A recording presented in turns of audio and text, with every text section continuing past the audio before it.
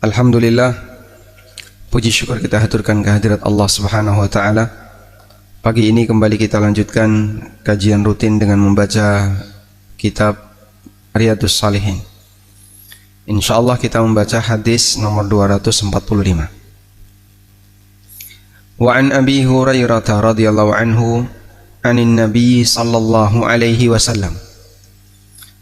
Nabi sallallahu alaihi wasallam bersabda, "Man naffasha an mu'minin kurbatan min kurabid dunya." Barang siapa yang menghilangkan salah satu kesulitan dari seorang mukmin di antara kesulitan dunia, naffasallahu anhu kurbatan min kurabi yaumil qiyamah.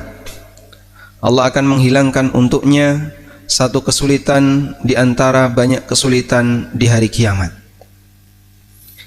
Wa man yassara ala mu'sirin.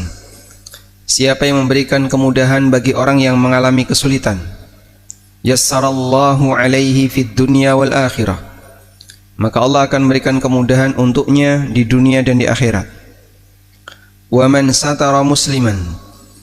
Siapa yang menutupi aib seorang muslim, satarahullahu fid dunya wal akhirah. Maka Allah akan menutupi aibnya di dunia dan di akhirat. Wallahu fi aunil abdi. Allah akan menolong hambanya. Maka al abdu fi auni akhi. Selama sang hamba menolong saudaranya.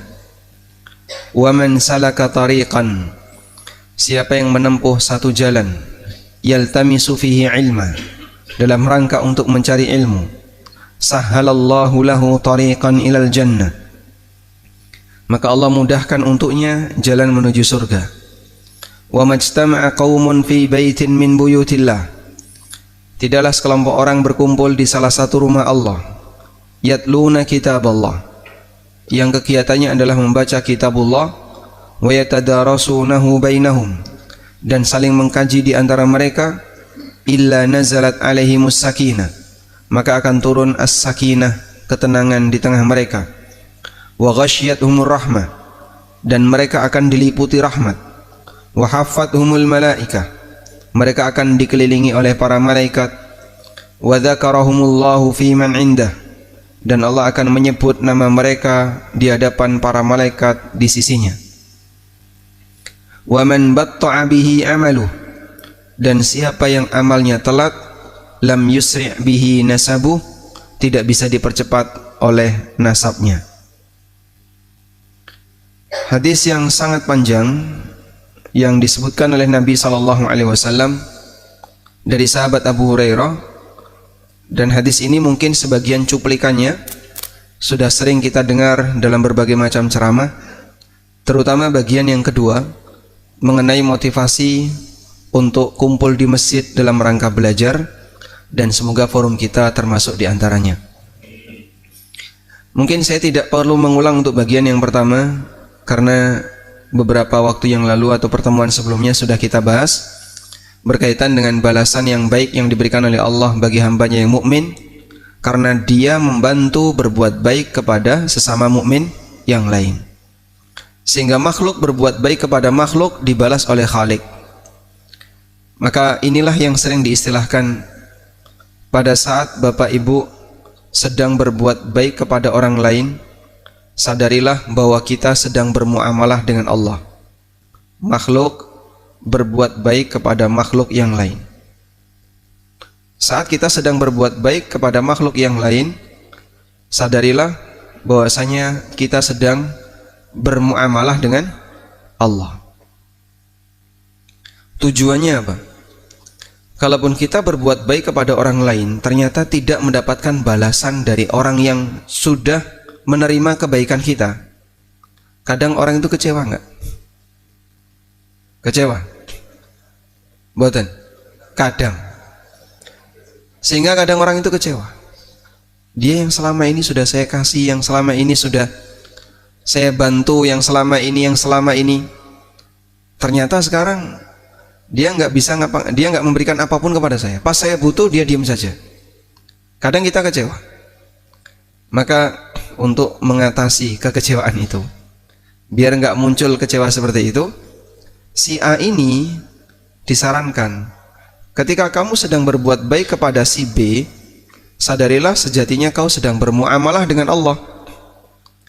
Artinya Allah yang akan membalas kebaikanmu, bukan si B. Kalau Anda berharap kebaikan si B, mungkin B nggak bakalan ngasih. Tapi ketika kita berharap kebaikan dari Allah, Allah tidak akan menyanyiakan amal para hamba. Sehingga makhluk berbuat baik kepada makhluk yang lain akan dibalas oleh Allah kepada makhluk lain. Yang balas siapa? Yang membalas Khalik. Karena makhluk yang berbuat baik tidak perlu kecewa, sebab yang membalas Allah Subhanahu wa ta'ala. Mungkin ada banyak orang yang berjasa kepada kita dan kita belum sempat memberikan ucapan terima kasih atau membalas kebaikan orang itu. Tapi orang itu akan dibalas oleh Allah jika amalnya ikhlas. Karena itulah kita dianjurkan pada saat mendapatkan kebaikan orang lain untuk mengucapkan jazakallahu khairan. Jazakallahu khairan. Semoga Allah memberikan balasan kepadamu dengan yang lebih baik. Sering kadang orang mengubahnya jazakallahu alfa jaza. Semoga Allah memberikan balasan kepadamu 1000 kali lipat. Mana yang lebih baik? Kalimat khairan dengan alfa jaza. Alfa jazain berarti 1000 kali lipat. Semoga Allah memberikan balasan kepadamu 1000 kali lipat dengan yang lebih baik. Kalimat ini mana yang lebih baik? Yang khairan. Karena kalau Anda batasi 1000, balasan yang diberikan oleh Allah bisa jadi lebih dari 1000. Karena lebih baik itu sifatnya mutlak. Sehingga kalau yang membalas adalah Zat yang maha kaya, yang maha pemurah, Zat yang tidak butuh amal hamba. Dalam arti kalaupun Allah Subhanahu wa ta'ala memberikan balasan, bukan karena berarti Allah butuh terhadap amal itu. Kira-kira berapa yang akan Allah berikan? Sangat banyak. Makanya ketika kita memberikan doa, tidak perlu dibatasi dengan angka. Sampaikan dengan kalimat yang mutlak, karena ketika disampaikan dengan kalimat yang mutlak, bisa jadi Allah memberikan jauh lebih banyak daripada ketika dibatasi dengan angka. Nabi SAW pernah mengatakan, Man suni'a ilaihi ma'rufan fakafi'uhu. Dalam sebuah hadis yang sahih, Rasulullah SAW pernah mengatakan, Man sa'ala billahi fa'atuhu. Siapa yang minta dengan menyebut nama Allah, kasih dia. Wa man ista'adha billahi fa'idhuhu. Dan siapa yang minta perlindungan dengan menyebut nama Allah, berikan dia perlindungan. Wa man da'akum. Siapa yang mengundang kalian, fa'ajibuhu. Datangilah undangan itu. Wa man sana'a ilaikum ma'rufan fakafi'uhu. Dan siapa yang telah berbuat baik kepadamu, fakafi'uhu, maka balaslah. Fa illam tajidu ma tukafi'unahu.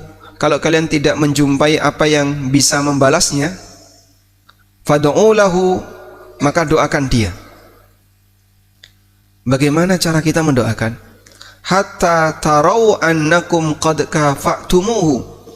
Sampai kalian merasa kalau kalian sudah membalasnya. Sehingga tidak cuma sebatas makasih ya. Wes ngono tok. Ya wes, aku udah ngomong terima kasih kok. Doakan sampai kamu merasa bahwasanya kau sudah membalasnya. Matur suwun nggih Pak. Jazakallahu khairan. Mugi Bapak diberi oleh Allah kelancaran rizki, awak waras, sehat, kemudian brigas, trengginas, rongewu, kayak orang di perempatan nih kalau Pak, tukang kebut ya. Sehingga kita pada saat ngasih dia uang 2000 itu doanya Masya Allah, mugi rezeki ini lancar, awak waras, panjang umur, ayo terus. Dan dia banyak mendoakan seperti itu. Mungkin dia mengikuti sunnah Nabi SAW. Karena Rasulullah SAW menganjurkan, kalau ada orang yang sedang memberikan kebaikan kepadamu, maka berikan balasan kepadanya. Kalau engkau enggak bisa memberikan balasan yang setimpal untuknya, doakan dia sampai kau merasa yakin dia sudah memberikan balasan, atau kamu sudah memberikan balasan yang cukup untuknya. Dan dalam riwayat yang lain, Nabi SAW mengatakan, "Falyaqul jazakallahu khairan." Ya. Ini kalimatnya. Jazakumullahu khairan. Boleh di sini. Coba kita lihat hadis ini. Dari Usamah bin Zaid radhiyallahu anhu, Rasulullah SAW bersabda, "Man suni'a ilaihi ma'rufan." Siapa yang mendapatkan kebaikan dari orang lain, faqala li fa'ilihi, kemudian dia mengucapkan kepada orang yang berbuat baik tadi, jazakallahu khairan, semoga Allah membalas kamu dengan yang lebih baik. Faqad ablagha fis sana, berarti dia sudah memberikan pujian yang setimpal. Kalau jazakumullahu khairan gimana, Pak? K di sini statusnya adalah sebagai maf'ul bih,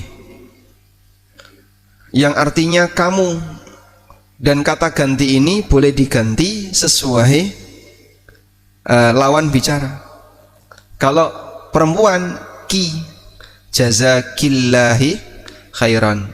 Kalau banyak, kum, jazakumullahu khairan. Sehingga bisa diganti jazakallahu khairan, jazakillahi khairan, jazakumullah khairan. Karena dia bisa menyesuaikan tergantung lawan bicara. Kalau orang lain, misalnya, Pak, ini ada titipan dari si A tadi ngasih ke Bapak, maka kalimatnya gimana? Jazakumullah khairan. Ini cuma dititipi orang ini. Yang ngasih si A ada di jauh. Ya? Jazahullah. Semoga Allah membalasnya. Hu artinya dia. Jazahullahu khairan. Semoga Allah membalasnya dengan yang lebih baik. Sehingga seperti ini menyesuaikan. Menyesuaikan tergantung dari orang yang kita doakan. Sebab yang namanya doa ini terkadang perlu penyesuaian kata ganti. Sebab doa itu tergantung dari siapa yang membaca. Misalnya, Anda baca doa Sayyidul Istighfar, Allahumma anta rabbi la ilaha illa anta khalaqtani wa ana abduka. Kalimatnya khalaqtani wa ana abduka, wa ana abduka. Apa? Baik, begini ya. Abdun itu untuk laki-laki. Kalau untuk perempuan, khalaqtani wa ana amatuka. Allahumma anta rabbi la ilaha illa anta khalaqtani wa ana amatuka, untuk ibu-ibu ya. Sehingga ibu-ibu tidak membaca wa ana abduka, karena abdun itu untuk laki-laki. Kalau perempuan, amatun, artinya sama, budak atau hamba lelaki, hamba perempuan. Ini menyesuaikan tergantung orang yang berdoa. Dan pada saat kita mengucapkan jazakallahu khairan, semoga Allah memberikan balasan kepadamu yang lebih baik, ini menunjukkan tawaduk kita. Aku nggak bisa ngasih balasan kepada Anda, saya pasrahkan kepada Allah, semoga Allah yang ngasih balasan. Aku pasrahkan kepada Allah, semoga Allah yang ngasih balasan kepada Anda. Luar biasa. Sehingga orang ini memasrahkan balasan itu kepada Zat yang Maha Kaya. Terbayang nggak ketika doa ini diijabai oleh Allah, lalu Allah kasih balasan yang luar biasa, maka sang hamba akan mendapatkan keuntungan yang besar, pada saat apa yang dia lakukan dibalas dengan doa. Baik, karena itu bersemangatlah untuk selalu mendoakan jazakallahu khairan, jazakumullahu khairan setiap kali Bapak sedang mendapatkan kebaikan dari orang lain. Kita lanjutkan. Selanjutnya Nabi SAW menyebutkan tentang motivasi untuk belajar. Mulai dari kalimat ini, wa man salaka tariqan yaltamisu fihi ilma. Barang siapa yang menempuh jalan dalam rangka mencari ilmu, menempuh jalan dalam rangka mencari ilmu, menempuh jalan mencari ilmu. Apa makna menempuh jalan dalam rangka cari ilmu? Maknanya ada dua. Jalan yang dimaksud di sini ada maknanya jalan fisik. Berarti melakukan perjalanan keluar dari rumah menuju masjid, keluar dari rumah ke pondok atau ke tempat belajar dan seterusnya. Sehingga di sini ya perjalanan fisik. Maknanya perjalanan fisik. Anda menuju tempat belajar. Sehingga Masya Allah ada yang datang dari jauh ke sini dalam rangka belajar. Mohon maaf, yang parkir di seberang sana itu siapa? Ada ya? Ada yang plat T, yang plat T. Oh, plat, Masya Allah. Yang depan plat T ini Pak. Dari Bapak dari Palembang. Terbang ke sini untuk kajian. Ada yang mungkin sekarang lagi liburan di Jogja, hotelnya di tempat A, hotelnya di tempat B.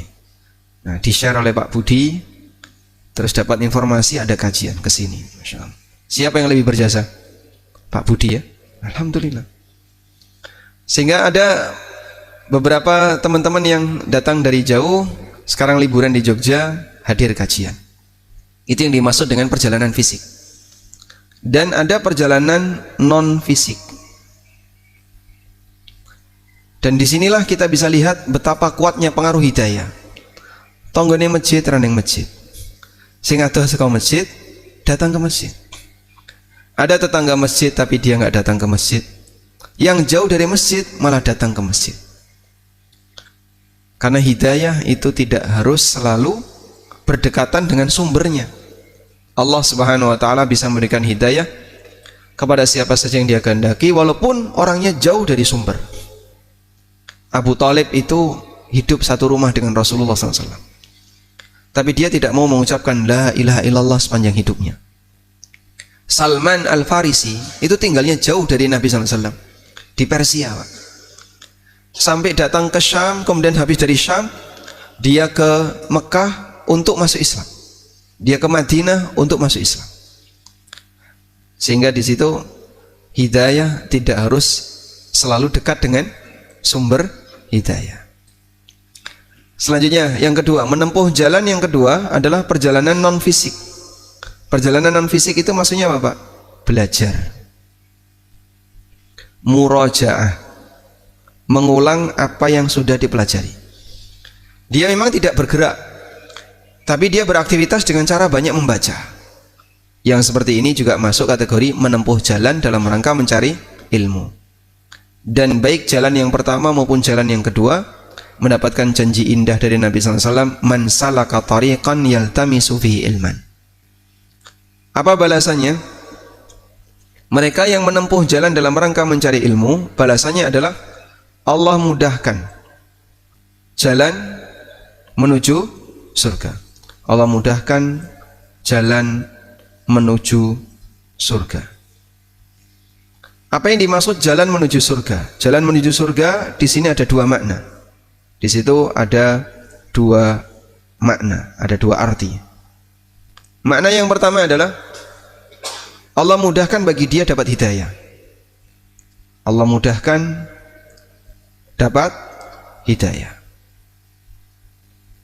Sehingga karena dia mencari hidayah, maka Allah kasih hidayah. Faman ihtada fa innama yahtadi li nafsi.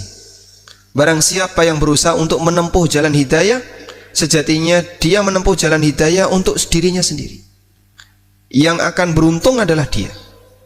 Sehingga kalau ada orang yang ke pondok, mau tinggal di pesantren, mau belajar di tempat A, mau belajar di tempat C, mau belajar di tempat D, yang dapat manfaat siapa, Pak? Dia sendiri. Orang lain bisa mendapatkan manfaat sekunder ketika dia menyampaikan. Tapi bagi mereka yang malas, milih turu timbangan ngaji, apalagi bar subuh, Masya Allah, Pak. Engkau nek ning masjid ngantuk-ngantuk diseneni ustad, lungo. Sehingga dia mungkin nggak berani timbangan engkau disindir. Akhirnya milih mulai turu. Padahal mungkin bagi dia masih sanggup dan kuat untuk belajar. Allah Subhanahu wa taala mudahkan bagi dia untuk bisa mendapatkan hidayah. Dan mendapatkan hidayah itu bisa bentuknya ya. Satu, tambah pengetahuan. Tambah ilmu baru. Oh, aku kok jadi ngerti. Oh, dan kajian yang bagus itu adalah kajian yang memberikan efek O. Oh, itu namanya apa? Efek. Yang kedua adalah tambah yakin. Jadi bisa tambah ilmu. Hidayah itu bisa bentuknya apa, Pak? Tambah ilmu. Baru tahu saya, oh kayak gitu. Yang kedua tambah yakin. Wes tahu, sudah pernah dengar, tapi tambah yakin. Aku ya wes tahu krungu kaya ngono. Saiki aku tambah yakin. Walaupun dia sudah pernah mendengar. Maka nggak ada ruginya kalau orang itu mendengar khutbah yang diulang-ulang. Coba antara satu khotib selama setahun, Pak, antara satu khotib dengan khotib yang lain, pernah nggak, Pak, dikumpulkan dalam satu grup, terus mereka briefing dulu biar nggak tabrakan materi? Ada? Materinya beririsan, sehingga khotib Jumat pertama dengan khotib Jumat kesekian iki wis padha karo sing dhisik. Bahkan mohon maaf ya, satu khotib itu punya satu tema untuk 100 masjid. Dan di sini jamaah ini kan jamaahnya beda, Pak. Kok pernah ada Jumatan di As-Salam, terus pas Jumatan di Jami misalnya, sing khutbah podo, temanya podo. Sehingga satu tema bisa dipakai untuk banyak masjid. Itu Masya Allah. Saya seperti itu, Pak. Satu tema untuk banyak masjid. Sampai akhirnya ANB Channel merekam. Ketika sudah direkam dan masuk di YouTube, channel YouTube ANB Channel, saya harus buat tema yang berbeda sejak direkam ya, karena kalau podo kan penontonnya kecewa nanti ya. Akhirnya mau tidak mau khutbah ini harus berbeda tema karena nanti ada di YouTube. Tapi intinya kalaupun ilmu itu diulang, Anda rugi nggak? Enggak. Kenapa nggak rugi? Karena tambah yakin. Pengulangan itu akan membuat kita semakin yakin. Sampai Nabi SAW kalau menyampaikan khutbah itu berulang, hingga ada sebagian di antara sahabiat yang hafal satu surat dari khutbah. Ma hafidtu surat Qaf illa min fiyyi Rasulillah SAW hina yakhtubu alal mimbar. Tidaklah aku menghafal surat Qaf kecuali melalui lisan Nabi SAW ketika beliau berkhutbah di atas mimbar. Jadi itu kira-kira mendengar berapa kali sampai hafal surat Qaf. Surat Qaf itu berapa ayat, Pak? 40-an ya. 40-an ayat. Sampai hafal 40-an ayat. Itu kalau nggak mendengar berkali-kali nggak mungkin. Artinya Nabi SAW menyampaikan khutbah itu terkadang beliau sampaikan berkali-kali. Beda dengan dagelan ya. Lucu itu sekali mendengar pertama lucu, begitu terdengar yang kedua gimana? Hambar sudah. Anda kalau nonton video yang lucu atau ucapan yang lucu, pertama kali dengar terasa lucu, begitu diulang hambar ya. Ada orang yang pas pengajian, ini yang cerita bapak ya, iku mau sing isi pengajian niru Anwar Zahid. Jadi redaksinya itu niru Anwar Zaid persis. Ya orang sing guyu. Karena jamaahnya sudah pernah dengar itu. Sehingga jadinya tidak kelihatan lucu. maka dagelan itu diulang hilang rasa. Beda dengan ilmu. Kalau ilmu diulang tidak ada istilah membosankan. Kita membaca Quran setiap hari, setiap saat, dan itu teksnya diulang-ulang. Bosan mboten, Pak? Mboten. Kayang napa kok mboten, Pak? Karena yakin dapat pahala. Dan itu isinya ilmu. Yang kedua, yang dimaksud Allah mudahkan jalan menuju surga adalah Allah mudahkan meniti sirat. Meniti sirat. Sehingga bagi mereka yang belajar agama, maka kelak di hari kiamat Allah mudahkan bagi dia untuk meniti sirat. Inilah keutamaan mereka yang menempuh jalan dalam rangka belajar. Selanjutnya, wa man jtama'a qaumun fi baitin min buyutillah, tidaklah sekelompok orang berkumpul di salah satu rumah Allah. Rumah Allah niku napa? Masjid. Kegiatannya apa? Bukan kumpul ibu PKK ya, tapi membaca kitabullah, mengkaji isinya. Apa keutamaannya? Illa nazalat alaihimus sakinah, akan turun ketenangan pada diri mereka. As-sakinah di sini apa sih, Pak?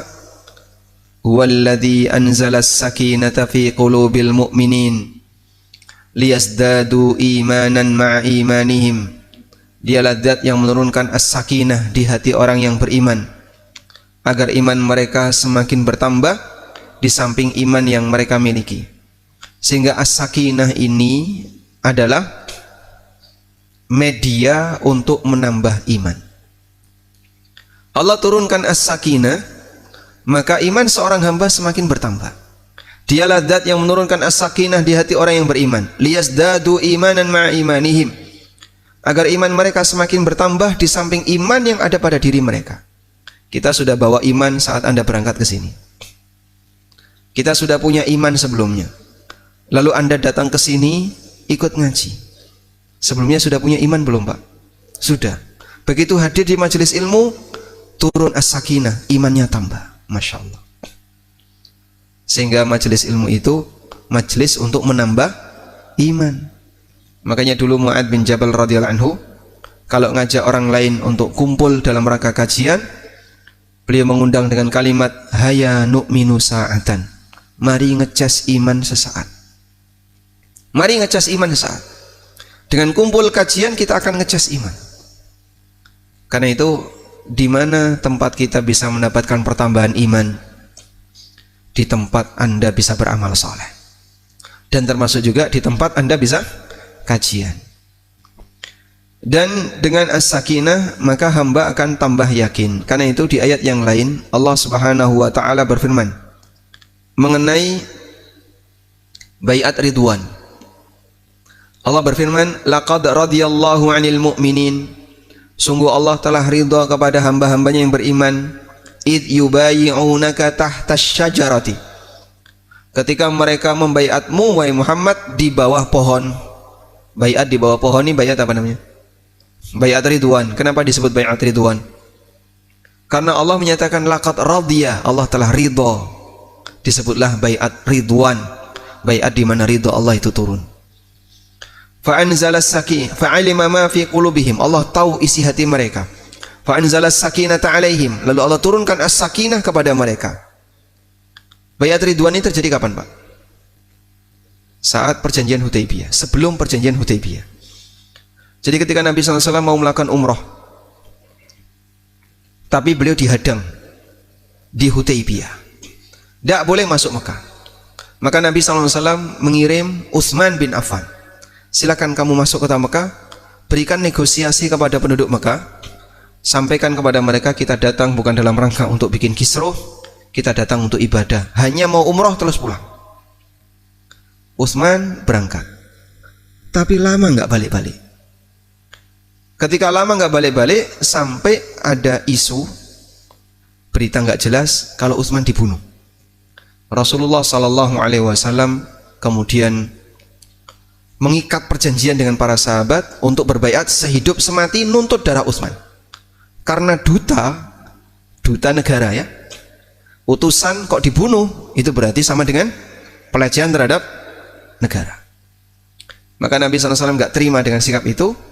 Akhirnya beliau berbaiat dengan para sahabat sehidup semati akan membela darah Utsman.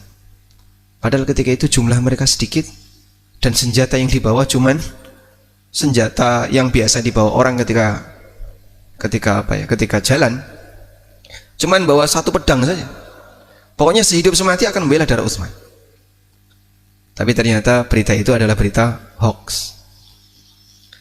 Sehingga mungkin saja ya, di tengah orang soleh tersebar berita yang nggak benar. Padahal di situ ada Nabi SAW, ada para sahabat, orang-orang yang hebat. Tapi ada berita hoax yang tersebar di tengah mereka. Dan sempat Nabi SAW mempercayai berita itu sampai beliau membuat baiat dengan para sahabat sehidup semati akan membela darah Utsman. Saat mereka berbaiat, Allah tahu bagaimana keyakinan kuat mereka akan membela Rasulullah SAW untuk nuntut darahnya Utsman, sehingga Allah turunkan as-sakinah. Di tempat itu, di pohon itu as-sakinah turun. Setelah Nabi SAW wafat, pohon itu masih ada. Sampai di zaman Umar, pohon itu masih ada, dipakai ngalap berkah. Karena dulu di pohon ini turun as-sakinah. Andai kan mungkin masih ada di zaman sekarang, Pak, barangkali orang Indonesia akan nyangkok, Pak. Itu dicangkok, dibawa ke kita. Lalu di tempat ini nanti akan dijadikan sebagai pohon keramat. Diteteli, ya, dijual, lalu dijadikan sebagai jimat. Masya Allah. Akhirnya oleh Umar bin Khattab radhiyallahu anhu pohon itu ditebang, dihilangkan, karena lebih penting menjaga akidah daripada menjaga cagar budaya. Loh, ini kan pohon kenangan yang dulu di tempat ini para sahabat mengikat janji setia untuk membela Nabi SAW. Pohon Ridwan. Bagi Umar, menghilangkan pohon ini lebih penting daripada hilangnya akidah, atau memperhatikan keutuhan akidah lebih penting daripada mempertahankan peninggalan sejarah. Karena peninggalan sejarah nggak penting untuk apa dipertahankan bagi beliau. Bagi beliau ya mungkin akan berbeda dengan standar orang sekarang. Dan kita bisa menilai siapa standar yang lebih tinggi, standarnya Umar atau standarnya orang yang senang nyari-nyari bekas sejarah. Makanya banyak sekali situs bersejarah di masa Nabi SAW yang dihilangkan. Karena itu beresiko terhadap keselamatan akidah. Sebab ini nanti kaitannya dengan keyakinan. Di sini Nabi SAW pernah apa? Itu dihilangkan bekasnya. Di sini beliau pernah sholat, di sini beliau pernah apa? Dihilangkan bekasnya. Sekarang Pak ya, di beberapa titik tertentu kan banyak dipakai ngalap berkah. Di Taif itu ada masjid. Masjidnya banyak sekali, masjid A, masjid B, masjid C. Bapak pernah mampir ke masjid Adas? Adas ini kan orang Nasrani yang masuk Islam di Taif bersama Rasulullah SAW. Jadi masjid tua, dan masjid itu sudah nggak difungsikan. Tapi banyak pengunjung di sana yang bis-bisan tuh banyak Pak. Turun di situ ya, sholat di situ, ngalap berkah di situ. Dan ini karena masalah salah keyakinan. Karena masalah salah keyakinan. Baik, kita lanjutkan. Allah menurunkan as-sakinah kepada mereka sehingga di majelis ilmu as-sakinah turun. Dan dengan as-sakinah inilah iman seorang hamba bertambah. Maka kalau kita mau mencari as-sakinah, kumpullah di majelis ilmu, bukan ngusap-ngusap tembok masjid. Ya, bukan dengan cara tadi ngalap berkah dengan bekas-bekas ini. As-sakinah itu turun di majelis ilmu. Wa ghasyiyatuhumur rahmah, dan mereka akan diliputi dengan rahmat. Allah meliputi mereka dengan rahmat. Karena di majelis ini firman Allah dibacakan. Dan saat firman Allah dibacakan, Bapak Ibu mendengarkan. Dan Allah Subhanahu wa taala berfirman, "Wa idza quri'al Qur'an fastami'u lahu wa ansitu la'allakum turhamun." Kalau Quran dibacakan, perhatikan dan dengarkan. Ojo ditinggal ngobrol. La'allakum turhamun, agar kalian dirahmati. Masya Allah. Allah datangkan rahmat saat Al-Quran dibacakan dan didengarkan, disimak dengan seksama oleh jamaah. Lalu rahmat yang Allah berikan ini dibawa pulang sehingga masuk dalam hati, maka hati ini akan menjadi hati yang kebak rahmat. Dan kebak rahmat lebih baik daripada kebak keramat. Masya Allah. Kebak keramat di mana? Sragen. Kecamatan Kebak Keramat. Sragen apa Karanganyar? Karanganyar. Ya. Ya. Kalau Kebak Keramat kan full magic. Ya. Kebak ini kenapa? Full. Kebak Keramat full magic. Sehingga hati hamba akan diisi dengan rahmat. Dengan diisi rahmat, maka sang hamba akan menjadi orang yang lebih belas kasihan kepada orang lain. Bapak lihat pengaruh rahmat yang Allah Subhanahu wa taala berikan kepada Nabi sallallahu alaihi wasallam. Allah Subhanahu wa taala berfirman, "Fabima rahmatin minallahi linta lahum." Disebabkan rahmat dari Allah, linta lahum, kau bisa berbuat lemah lembut kepada mereka.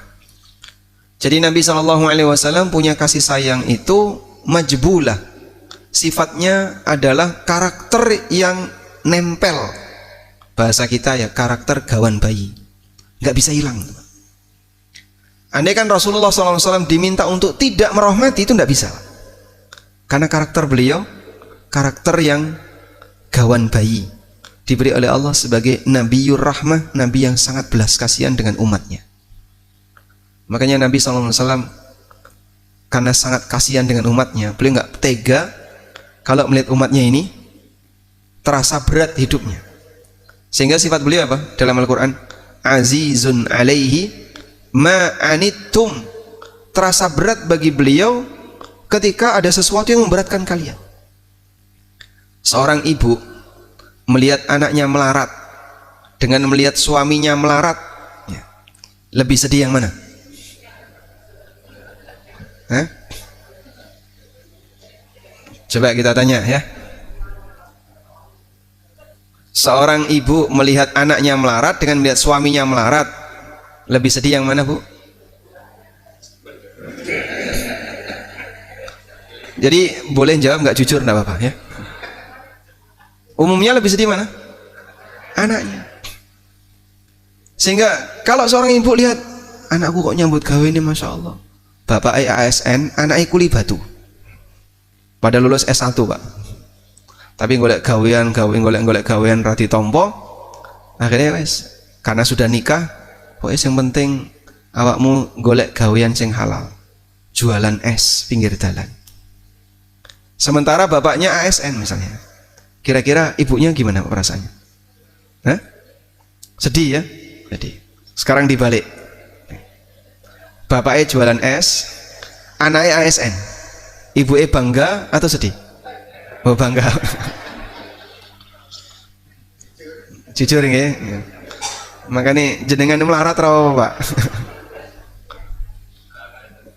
Karena rati gatekno sampean nih Pak, urip-uripan. Baik.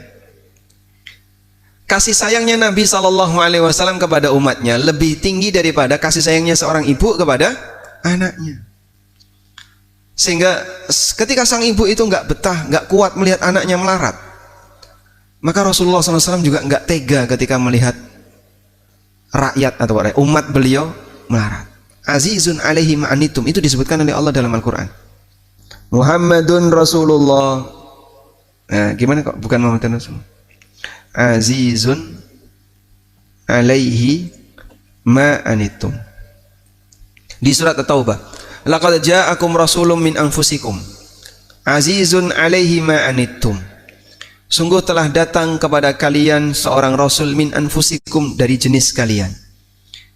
Azizun alaihi ma'anittum, terasa berat bagi beliau. Beliau itu enggak tega dengan sesuatu yang memberatkan kalian. Harisun alaikum, dan beliau sangat semangat untuk memberikan kebaikan bagi kalian. Bil mu'minina raufun rahim. Beliau itu sangat raufun rahim. Allah mensifati Nabi SAW itu dengan raufun rahim, yang itu merupakan nama Allah, rauf rahim. Dan ini nama yang boleh diberikan kepada makhluk.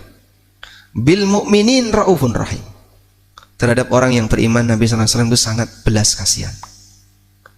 Jadi Kalau seperti ini sifat Nabi SAW yang ditegaskan dalam Quran, dan nggak mungkin meleset Pak kalau pujian Quran Pak ya, karena Zat yang maha tahu segalanya, tahu isi hati hamba, dia paling ngerti tentang sifat hamba.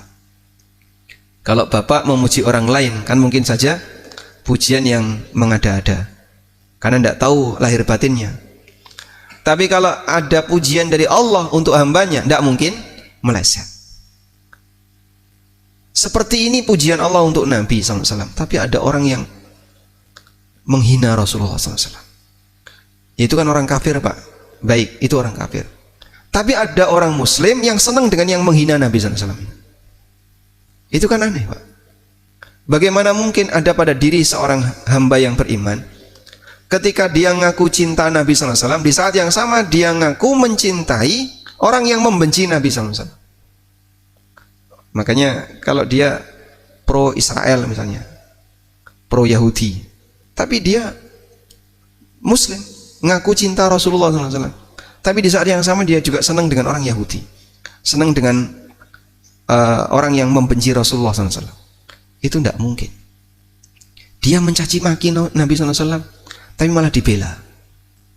Dulu kasus film apa itu, Innocent of Muslim ya, mencaci maki Rasulullah SAW dalam bentuk film, dibuat video anekdot, dan banyak sekali anekdot tentang Rasulullah SAW. Makanya mereka yang punya ketertarikan untuk senang dengan non Muslim, dalam arti senang agamanya, merasa bahwasanya non Muslim itu lebih berkemajuan, lebih ini, lebih cerdas. Kau tahu nggak, dia ini musuhnya Rasulullah SAW. Padahal kalau kita cinta kepada bapak, lalu ada orang yang benci dan mencaci maki bapak kita, kira-kira apa yang kita lakukan pada orang itu? Hah? Kita akan membenci dia. Kita akan membenci dia. Baik. Dengan rahmat yang Allah Subhanahu wa Ta'ala berikan kepada kita, maka kita akan bisa bersikap lemah lembut. Maka pengaruh dari kajian itu membuat hati seorang hamba berubah. Alhamdulillah Pak Ustadz, setelah suami saya ngaji, sekarang lebih lemah lembut, lebih penyayang kepada istrinya. Dhisik guala epol, bareng melu pengajian kok berubah. Alhamdulillah. Ya tapi satu yang belum berubah Pak Ustadz, cetil medit kumet. Oh ini ku gawan bayi nih. Dan testimoni ini sering Pak. Ini testimoni yang sering saya dengar. Alhamdulillah. Jadi rasakan pengaruh dari ilmu, majelis ilmu itu bisa membuat orang jadi lebih baik. Saya pernah ketemu dengan seorang yang bilang, saya kenal dengan ketua majelis taklim itu, ada ketua majelis taklimnya, ibu-ibu. Ibu ini dulu tuh, sebelum beliau belajar agama, sebelum kenal kajian sunnah, sombongnya itu terkenal satu kampung. Jadi suka pamer, suka sombongnya itu terkenal sak kampung. Jadi beliau waktu antar jemput itu orang Jakarta. Sekarang Masya Allah setelah beliau kenal kajian sunnah, jadi ketua majelis taklim, royalnya terhadap majelis taklim, kemudian rendah hatinya di hadapan orang lain berubah, kayak balik itu hatinya. Itulah pengaruh dari ilmu. Maka yakin bahwasanya orang yang belajar agama itu memperbaiki, bukan merusak. Wahafathumul malaika, mereka dikelilingi oleh para malaikat. Dalam riwayat yang lain, malaikat itu mengepakkan sayapnya terhadap orang yang mau belajar. Mengepakkan sayapnya itu maksudnya apa Pak? Turun dari atas, kemudian ikut kumpul di majelis ilmu. Seperti disebutkan dalam riwayat, innalillahi malaikatun, sesungguhnya Allah punya malaikat, yatufuna fit tariq, yang mereka keliling-keliling di jalan, yaltamisuna majalisad dzikri, dan mereka mencari majelis ilmu. Fa idza wajaduhu qalu halummu ila hajatikum. Begitu ada satu malaikat yang ketemu majelis ilmu, dia ngundang malaikat yang lain, halummu ila hajatikum, ayo kita kumpul untuk mendekat ke hajat kalian. Ini hajatnya malaikat. Begitu mereka kumpul, maka mereka ikut hadir. Maka Bapak Ibu, di sini ada pendengar yang kelihatan dan yang tidak kelihatan. Dalam riwayat yang lain Nabi SAW menyampaikan, bersikaplah yang sopan, karena di kanan kirimu ada makhluk-makhluk yang mulia. Sehingga yang menyampaikan, pilih kata yang sopan, karena kau didengar oleh malaikat. Termasuk khotib ya. Khotib didengar oleh siapa? Malaikat. Ada malaikat yang bertugas mencatat setiap orang yang datang masuk masjid. Yaktubunal awwal fal awwal, mencatat setiap orang yang masuk sesuai urutan. Fa idza ja'al imam intawa kitabahu.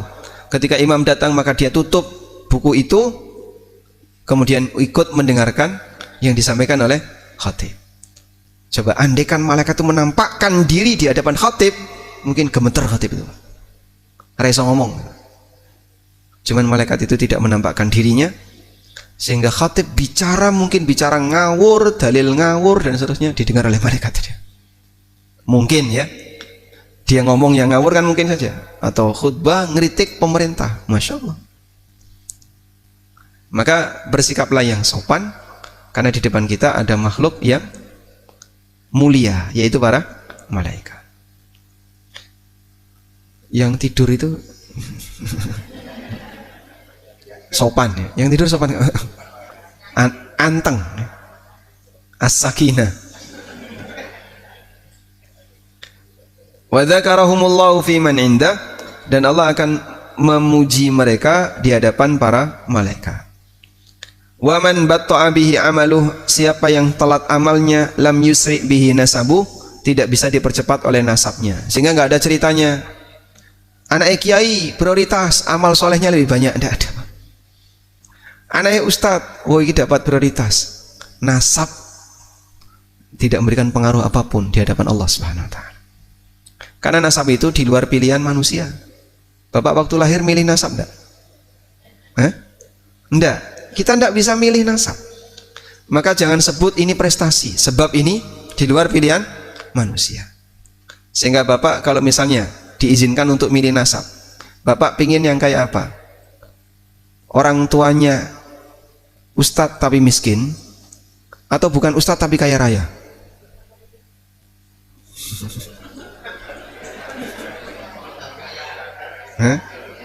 Milih sing pundi, Pak?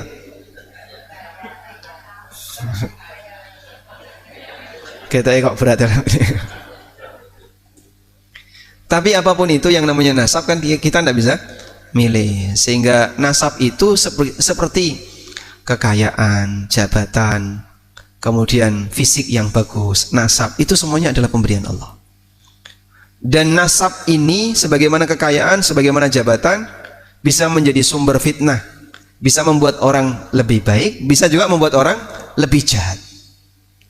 Maka mungkin saja ada orang yang merasa nasabnya tinggi, lalu dia bersikap semena-mena kepada orang lain karena merasa nasabnya tinggi, mengaku sebagai panitia akhirat misalnya. Bapak belum dengar ceramahnya itu? Dari mana dia bisa ngomong seperti itu? Ini ceramahnya salah satu habib ya. Dia mengaku bahasanya para habaib itu akan menjadi panitia akhirat. Maka siapa yang jadi pengikut habaib akan mendapatkan hak khusus besok di akhirat. Subhanallah.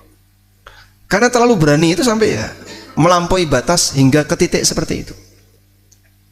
Wa man batta'a bihi amaluh lam yusri bihi nasabu.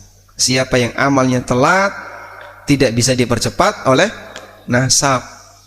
Karena nasab itu sifatnya di luar pilihan hamba. Makanya ada orang yang misalnya ratau sholat, bahkan dia gaweannya mau ngudat-udut, tapi disebut wali majdub.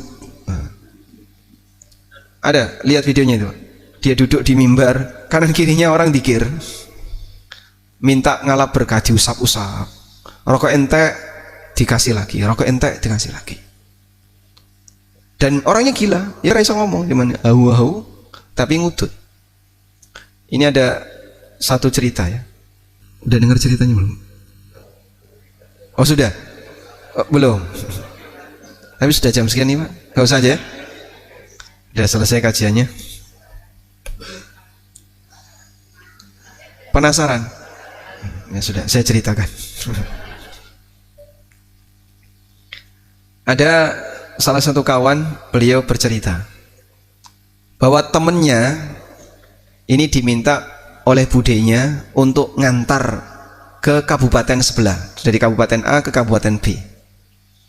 Ini kejadiannya ada di Jawa Timur ya, tapi bukan Lamongan, Pak. Setelah tiba di kabupaten B, budenya ini berangkat ke sebuah rumah, rumahnya rumah tua. Ternyata di dalam rumah itu banyak sekali orang, Pak. Dan itu diyakini sebagai rumah wali. Setelah ditunggu, tiba-tiba keluar orang ngerokok tanpa busana, dalam kurung udo, telanjang, sambil ngerokok.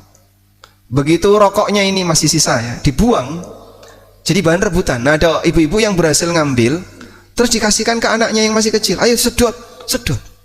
Iki barokah, barokah wali. Disitulah kita paham bahasanya keyakinan akan mengalahkan akal sehat. Sehingga walaupun penuh dengan penyakit, tapi karena faktor yakin, orang mau untuk melakukannya. Ya, contoh ya, aneka barang pusaka, kereta kencana dicuci saat malam suro. Air cuciannya apa, Pak? Diminum. Itu ada di mana, Pak? Di Jawa sebelah mana? Wallahu a'lam wa sallallahu ala nabiyyina Muhammadin wa ala alihi wa sahbihi wasallam. Ada yang mau disampaikan? Tidak ada? Alhamdulillah. Baik, kita sambung pekan depan insyaallah. Subhanakallahumma wa bihamdika asyhadu an la ilaha illa anta astaghfiruka wa atubu ilaik. Wassalamualaikum warahmatullahi wabarakatuh.